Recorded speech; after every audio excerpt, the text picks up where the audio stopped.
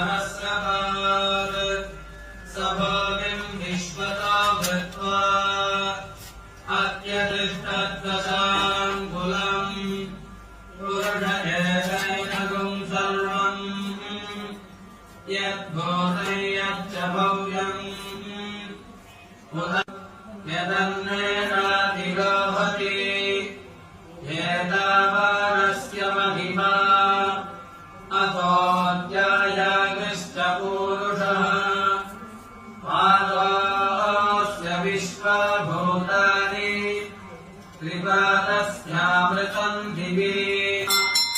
ततो विद्मन्यक्रामते शासनाय धरेमभिः तस्मात् विराजजायत विराजोपधिपूरुषः ग्रीष्मजिह्मः शरद्धविः सप्तास्यासन् परिधयः त्रिसप्तसमिधः कृताः देव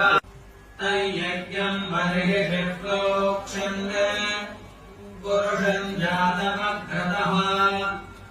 येन देवा अयजन्त